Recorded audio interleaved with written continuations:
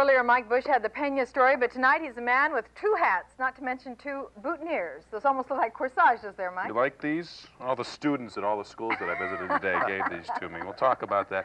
You know, the thing I love most about April 1st is that it's always my easiest day of the year. I really look forward to it. For instance, being the weatherman today allowed me a little extra free time to visit some schools around the area. Let's take a look at some of the schools I got to visit.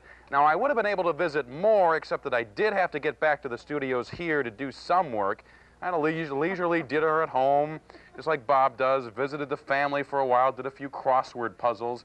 I had to get back here, though, at the ungodly hour of 9:55 p.m., but thanks to all the students who came out this afternoon to see me talk about meteorology, the weather. All right, you're looking live now at our Eye on St. Louis. Ooh, pinch me, I must be dreaming. Yes, this is another one of Bob's ingenious inventions, and boy, you can sure tell a lot from this picture, can't you?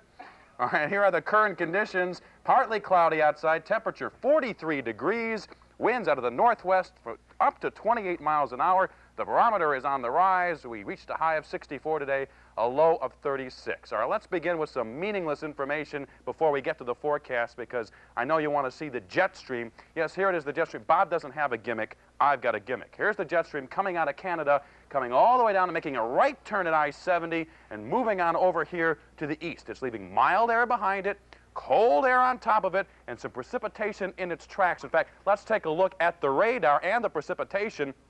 Here comes the radar sweep. You can see the radar sweep. Oh, geez. Boy, that's the radar is really tough. Got to get out of the way. You can see the blue stuff over here. This is meaningless. It doesn't mean a thing. Even though this stuff is important, it is also the color blue. Isn't weather amazing? Let's take a look at this precipitation on tonight's map. You can see the cold front coming in over here, and that green stuff was the same as the blue stuff on the radar. It's precipitation. Now, what's going to happen tomorrow? Well, this cold front will move down south and will move the precipitation down to Texas and Louisiana. Here's this green stuff down here. That's going to be the precipitation tomorrow. In fact, I understand Louisiana, they're going to have hail the size of canned hams tomorrow. No, not really. All right, let's take a look at the forecast for the rest of tonight. We understand it's going to get up to about 33 degrees. Ooh, tomorrow? Well, we're going to go up to 43 degrees, and then tomorrow night, we're going to bottom out at 23 degrees. And the 5-day forecast, let's take a look at it. You can see by the weekend, it doesn't look too shabby, 55 degrees and sunny. Of course, Karen and Dick, we don't know if any of this is true because we did what Bob did, got it out of the newspaper. So hopefully they'll be right. That's the first time I think I've understood the forecast. Thanks, Mike.